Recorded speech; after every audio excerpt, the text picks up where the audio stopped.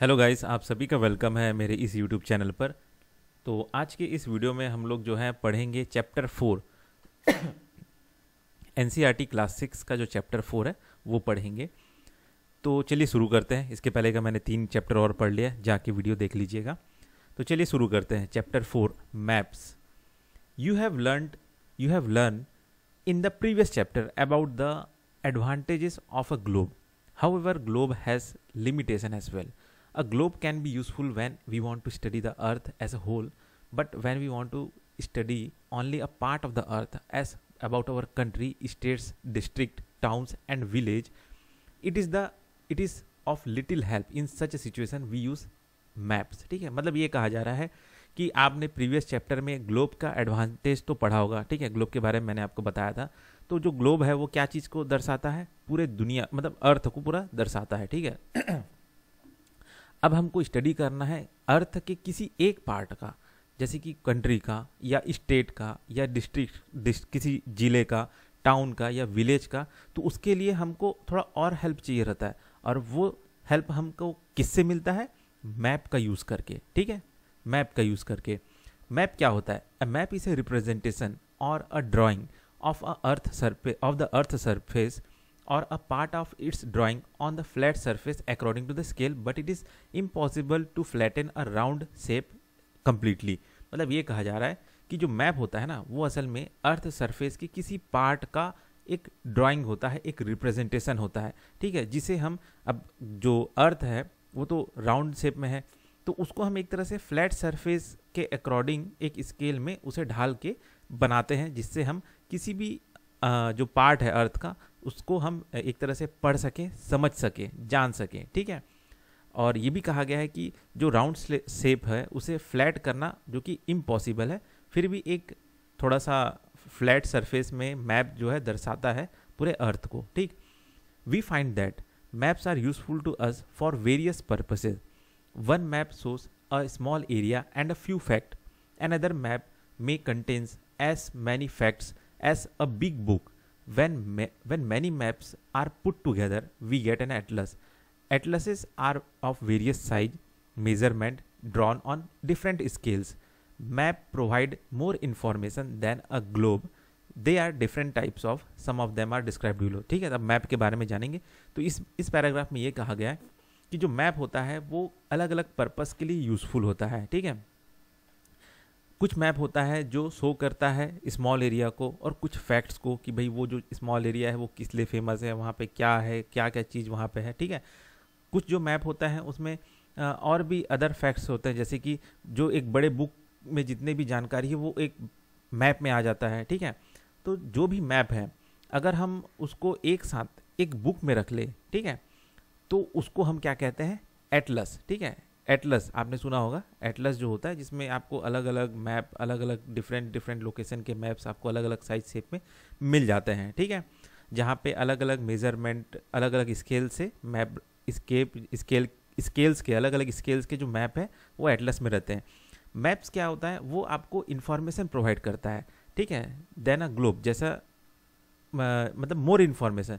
Globe को देख के भी आपको जानकारी मिलता है, लेकिन मैप अगर देखेंगे तो मैप को आपको ग्लोब से भी ज़्यादा इन्फॉर्मेशन मिलता है मैप के जरिए। ठीक है, अब इसमें हम यहाँ पे पढ़ते हैं कि मैप्स जो हैं किस किस टाइप के होते हैं।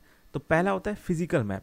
फिजिकल मैप क्या होता है? वो map showing natural features of the earth surface such as mountains, plateaus, plains, rivers, ocean etcetera are called physical और रिलीफ मैप। ठीक है, मतलब वो मैप जहाँ पे ये नदी, नाले, पहाड़, ओशियन, इन सब चीज़ के बारे में जानकारी रहता है, उसे हम फिजिकल मैप या फिर रिलीफ मैप्स भी कहते हैं। ठीक है, उसके बाद आता है पॉलिटिकल मैप। पॉलिटिकल मैप क्या होता है? Map showing cities, town and village and different countries and states of the world with their boundaries are called political map.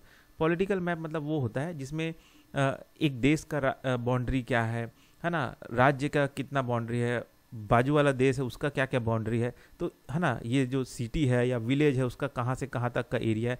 तो इस तरह का जो मैप होता है उसे हम पॉलिटिकल मैप कहते हैं। ठीक है, जो बाउंड्रीज दिखा रहा है कंट्रीज का, स्टेट का, विलेज का, टाउन का, सिटीज़ का। ठीक है। फिर होता है तीसरा है thematic map, THEMATIC, thematic maps. Some maps focus on specific information such as road maps, rainfall maps, maps showing distribution of forest, industries, etc. are known as thematic map. Suitable titles are given on the basis of information provided in this map. There are three component of map: distance, direction and symbol. मतलब ये कहा जा रहा है thematic map मतलब क्या होता है, किसी एक स्पेसिफिक इंफॉर्मेशन के बेसिस पे वो जो मैप है वो बनाया गया रहता है. जैसे कि रोड के बेसिस पे रोड मैप हो गया, ठीक है. मतलब एक मैप रहेगा जिसमें सिर्फ रोड ही रोड दिखेगा कि ये रोड जो है कहाँ से कहाँ गुजर रहा है, ये स्टेट हाईवे या नेशनल हाईवे, ठीक है, ये सब चीज़ हो गया. ठीक, कुछ मैप होगा जो सिर्फ रेनफॉल दिखा रहा है कि कहाँ पे कितना पानी गिरता है, कहाँ पे कम वर्षा होता है, कहाँ पे ज़्यादा होता है, ठीक है. तो इस तरह का, या फिर कुछ मैप ऐसा होता है जो फॉरेस्ट को ही शो कर रहा है या इंडस्ट्रीज को शो कर रहा है.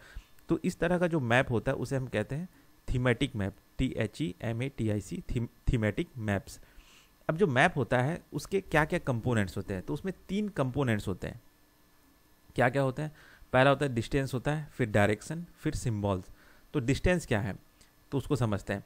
Maps are drawing which reduce the entire world or a part of it to fit on a sheet of paper, और we can say maps are drawn to reduce scale, but this reduction is done very carefully so that the distance between the place is real. It can only be possible when a small distance on paper represent a large distance on the ground. मतलब ये कहा जा रहा है कि जो map है जिसको हम ड्रॉ करते हैं वो क्या करता है कि जो एंटायर वर्ल्ड है, ठीक है, या वर्ल्ड का कोई पार्ट है उसको छोटा करके पेपर में फिट कर देता है, शीट ऑफ पेपर में फिट कर देता है, ठीक है. या फिर हम उसे ये कह सकते हैं कि जो स्केल है उसको रिड्यूस कर देता है, ठीक है. अब ये स्केल कैसे रिड्यूस होता है, क्या होता है, ये आगे यहाँ पे एग्जांपल थे, उसको मैं देख के पढ़ के आपको बताऊंगा, ठीक. But this reduction is done very carefully so that, मतलब, और ये जो डिस्टेंस है जिसको हमने, जो स्केल है जिसको हमने रिड्यूस किया है ना, उसको बहुत केयरफुली रिड्यूस किया जाता है ताकि जो प्लेस वहाँ पे दिखाया जा रहा है वो रियल लगे, ठीक है, उसका रियल डिस्टेंस वहाँ पे पता चल जाए.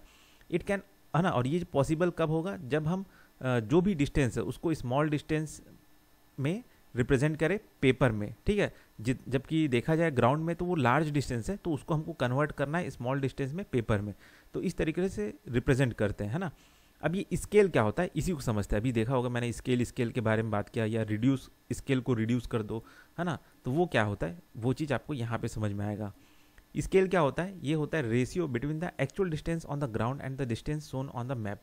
मतलब जो एक्चुअली में ज़मीन पे जो दूरी है, ठीक है, कि इतना 1000 किलोमीटर है, इतना किलोमीटर है, जो भी है उसको कम करके, ठीक है, क्या कर देते हैं जो मैप में शो हो रहा है. तो एक्चुअल डिस्टेंस क्या हो गया, जो ग्राउंड में जो एक्चुअल डिस्टेंस है वो, और जो हम मैप में शो कर रहे हैं, अगर इसका आप रेशियो करेंगे तो उसे हम कहते हैं स्केल.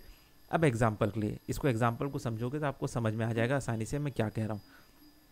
जैसे कि the distance between your school and your home is 10 kilometre.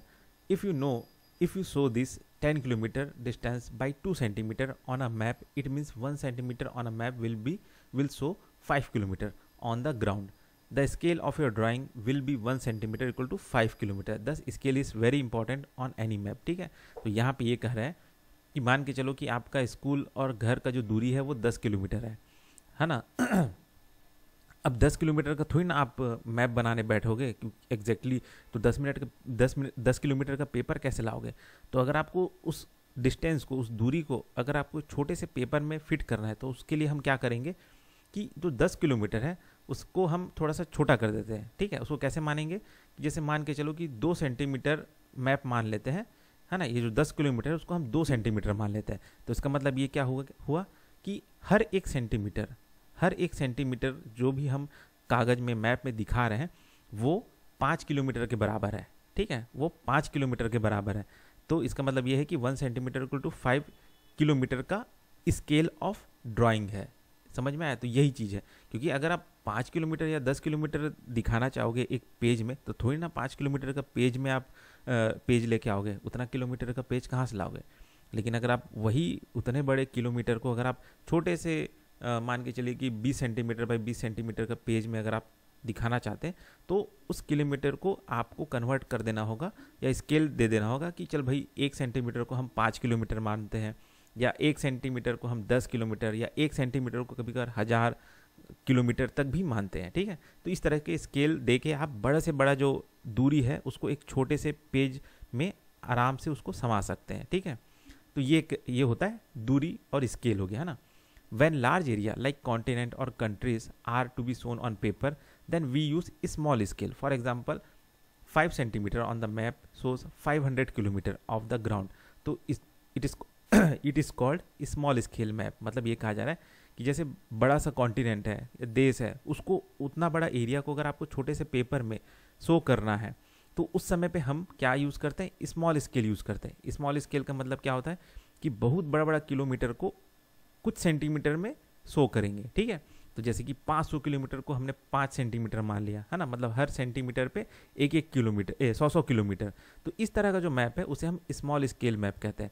वैसे ही कभी कभार क्या होता है कि कुछ स्मॉल एरिया है, ठीक है, जैसे कि when a small area like village or town is to be shown on paper, जैसे कि जो गांव देहात है या शहर है उसको आपको पेपर में क्या बोलते हैं शो करना है, मैप बनाना है, तो वहाँ पे हम लार्ज स्केल का यूज़ करेंगे। मतलब वहाँ पे 1 सेंटीमीटर का 1 किलोमीटर, मतलब 1 सेंटीमीटर का आप 100 किलोमीटर ऐसा नहीं नापेंगे, है ना। यहाँ पे हम लार्ज स्केल का यूज़ करेंगे। कैसे, 5 सेंटीमीटर है, ठीक है, मैप में शो कर रहा है 500 मीटर, मतलब हर 1 सेंटीमीटर 100 मीटर को शो कर रहा है। तो आप देख सकते हैं यहाँ पे 1 सेंटीमीटर 100 किलोमीटर को शो कर रहा है और यहाँ पे 1 सेंटीमीटर 100 मीटर को शो कर रहा है। तो इस तरीके से जो स्केल किया जा रहा है उसे स्मॉल स्केल मैप कहते हैं, और इस तरीके से जो हो रहा है उसे लार्ज स्केल मैप कहते हैं। ठीक है, मतलब छोटे से छोटे एरिया को बड़ा से बड़ा क्या बोलते हैं, हाँ, कम मीटर के एरिया को आप ज़्यादा सेंटीमीटर में शो कर रहे हैं। यहाँ पे ये हो रहा है, और यहाँ पे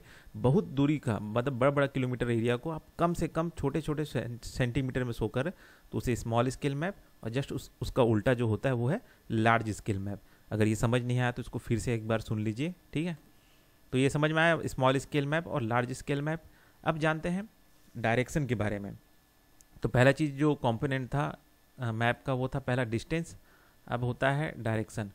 most maps contain an arrow marked with the letter N at the upper right hand corner. This arrow shows the north direction, it is called the north line.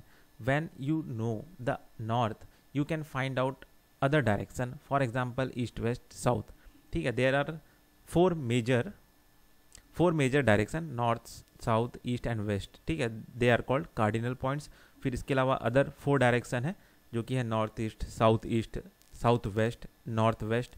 ठीक है, जिससे हम किसी भी जगह में कोई भी चीज़ को अगर लोकेट कर रहे हैं तो उसको आसानी से खोज पाएंगे इस डायरेक्शन के वजह से। ठीक है, तो यहाँ पे मैं बता दूँ ये क्या समझा रहा था मैं। तो डायरेक्शन में ये कहा जा रहा है कि डायरेक्शन में क्या होता है कि कोई भी मैप जो होता है उसमें एक डायरेक्शन दे दिया जाता है। जैसे कि ये नॉर्थ डायरेक्शन, ये एक मैप है जिसमें एक डायरेक्शन दिया गया है नॉर्थ का डायरेक्शन क्या है, ये डायरेक्शन में। ठीक है, तो जस्ट बाकी जो 3 डायरेक्शन है वो हम इस एक डायरेक्शन को देख के पता कर लेंगे। वो कैसे, तो ये जो फिगर है इसको आप याद कर लीजिए, जस्ट उसके अपोजिट में साउथ है, फिर इधर लेफ्ट साइड में जाएंगे तो वेस्ट है, फिर ईस्ट है, इन दोनों के बीच में नॉर्थ ईस्ट, फिर साउथ ईस्ट, इस तरीके से। ठीक है, तो ये जो 4 पॉइंट है नॉर्थ ईस्ट वेस्ट साउथ उसे कार्डिनल पॉइंट कहा गया है। ठीक है, कार्डिनल पॉइंट। फिर इसके बीच का जो हिस्सा है वो और एक्यूरेट जानने के लिए नॉर्थ वेस्ट, नॉर्थ ईस्ट, ये सब और है। ठीक है, और भी इसमें पॉइंट जोड़ दिए गए हैं।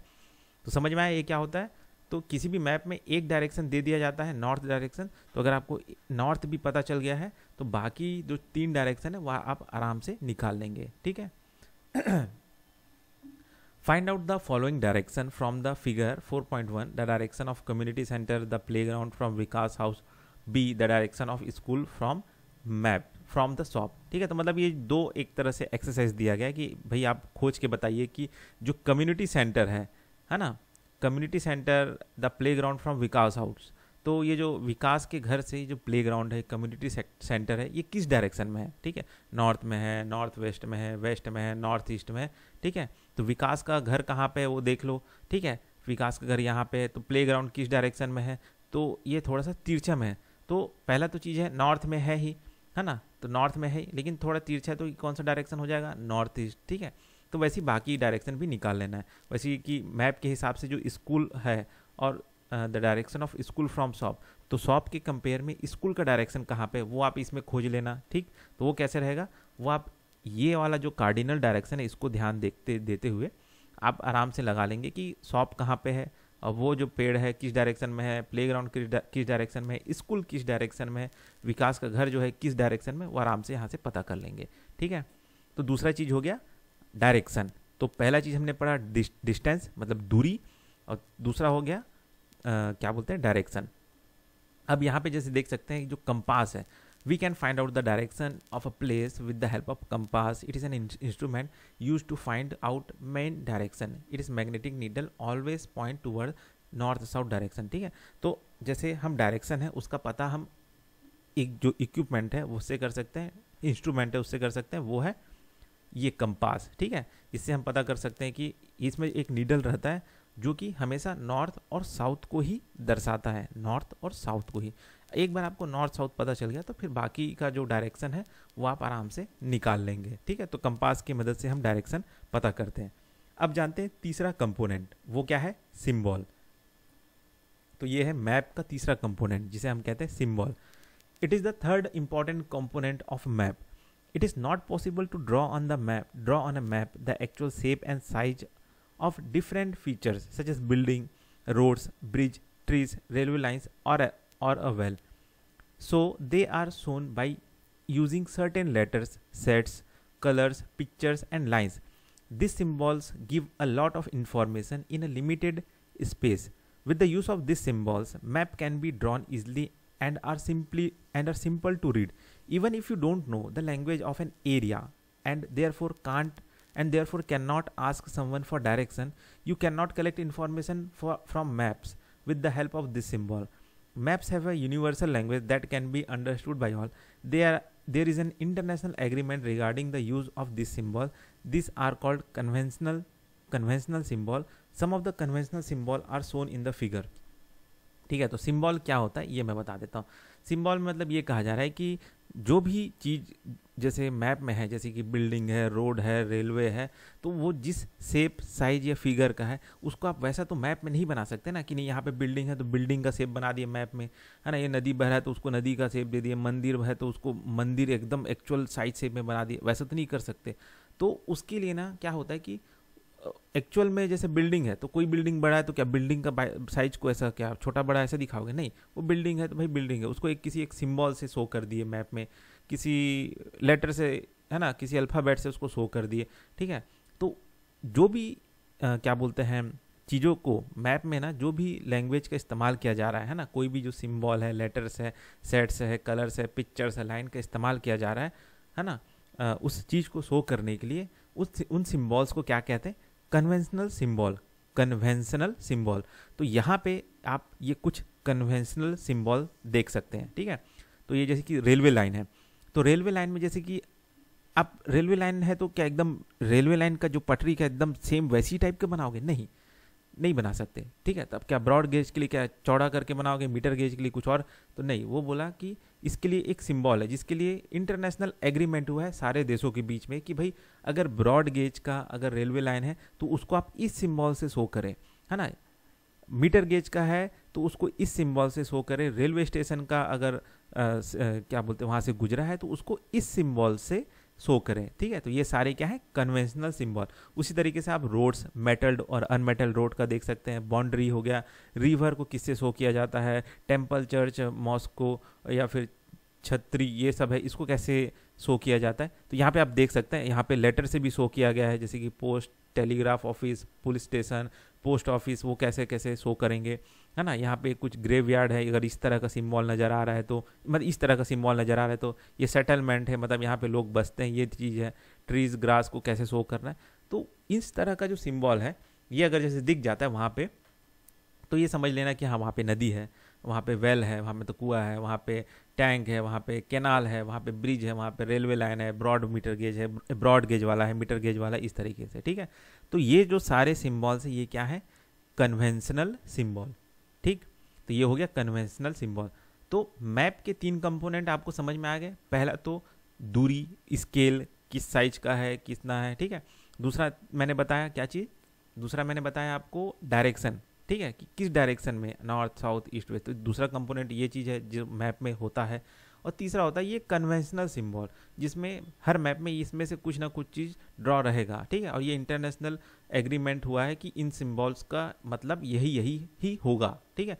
तो अगर आपको कोई कुछ बता भी नहीं रहा है, आपके पास मैप है, तो आप उस मैप में ये सारे सिंबल्स, डायरेक्शन और डिस्टेंस या स्केल को देख के आप आराम से पता कर लेंगे कि किस जगह पे, कितने दूरी पे, किस डायरेक्शन पे क्या है, ठीक है।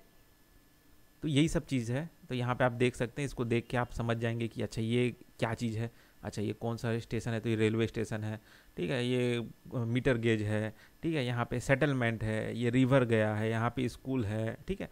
तो ये आप देख सकते हैं। अब जानते हैं स्केच। स्केच क्या होता है? तो स्केच क्या है? A sketch is a drawing mainly based on memory and spot observation and not to scale. Sometimes a rough drawing is required of an area to tell where a particular place is located with respect to other place. Suppose you want to go to your friend's house but you don't know the way. Your friend may make a rough drawing to show the way to his house. Such a rough drawing is drawn without scale and it is called a sketch map. Sketch map कुछ नहीं है, simple सा बात है कि भाई आपका दोस्त है, आपको अगर वो कुछ बताना चाहे तो रफ सा स्केच बना के, कुछ कागज, मतलब कागज में कुछ रफ सा स्केच बना के, जैसे अपने से ही वो रास्ता ड्रॉ कर दिया, यहाँ पे घर बना तो घर को डब्बा डब्बा अपने से ड्रॉ कर लिया। वो कोई इंटरनेशनल जो कन्वेंशनल सिंबल है उसका इस्तेमाल नहीं कर रहा है, वो अपने मन से ही कुछ रफ स्केच ड्रॉ कर दिया है, जो कि आप समझ सकते हो, वो समझ सकता है। तो इस तरह का जो स्केच तैयार किया जाता है, ड्रॉ किया जाता है बिना कोई स्केल के, कि कोई ज़रूरी नहीं कि वहाँ पे हर एक सेंटीमीटर शो कर रहा है आपका 100 मीटर को या 500 किलोमीटर को, वहाँ कुछ नहीं है, ऐसा नहीं है। कहीं पे कुछ बड़ा छोटा बन गया, कुछ आड़ा तिरछा बन गया। तो इस तरह का जो मैप होता है उसे हम कहते हैं स्केच मैप, ठीक है, जिसमें ना ही कोई स्केल होता है, ना ही कोई प्रॉपर ड्राइंग होता है, बस एक समझने के लिए, खुद के याद के लिए, दूसरों को समझाने के लिए। तो ये स्केच मैप होता है। प्लेन क्या होता है? प्लान, प्लेन मतलब होता है PLAIN, प्लेन हो गया, ये प्लान है, प्लान, ठीक है। तो प्लान क्या होता है? A plan is a drawing of a small area on a large scale. A large scale map gives lot of information, but there are certain things which we may sometimes want to know. For example, the length and breadth of a room, which cannot be shown in a map. At that time, we can refer drawings drawn to scale called plane. ठीक है, plan मतलब ये होता है, जैसे कि मतलब ये कहा जा रहा है कि जो स्मॉल एरिया का ड्राइंग अगर हमको बनाना है, ठीक है, ऑन अ लार्ज स्केल में, ठीक है, कि छोटा सा जगह है, जैसे कि घर है, ठीक है, रूम है, आपने देखा होगा ना। एग्जाम्पल मैं आपको यहाँ पे सीधा बता देता हूँ कि ये प्लान कौन सा ड्राइंग है। जो घर का नक्शा होता है ना, देखा होगा कि यहाँ पे बेडरूम है ना, यहाँ पे बाथरूम है ना, तो उसको हम कहते हैं, वो बहुत ही मतलब स्मॉल एरिया है जो कि लार्ज स्केल में बनाया गया रहता है। तो इस तरह का जो स्केल का जो मैप होता है, जिसमें कई सारा इन्फॉर्मेशन होता है कि वो रूम का मोटाई, दीवार का मोटाई कितना होगा, उसका लेंथ कितना होगा, ब्रेड्थ कितना होगा, दरवाज़ा कहाँ से खुलेगा, बाथरूम कहाँ पे है, खिड़की कहाँ पे है, दरवाजा, सीढ़ी कहाँ पे है। तो उस तरह का जो ड्राइंग को हम कहते हैं प्लान, PLAN, प्लान, ठीक है। मतलब ये समझ लीजिए कि घर का जो नक्शा है, या हॉल का नक्शा बना है, या होटल का नक्शा बना है, वो है प्लान, PLAN, प्लान, ठीक। तो बस इस वीडियो में इतना ही, फिर मिलते हैं नेक्स्ट वीडियो में।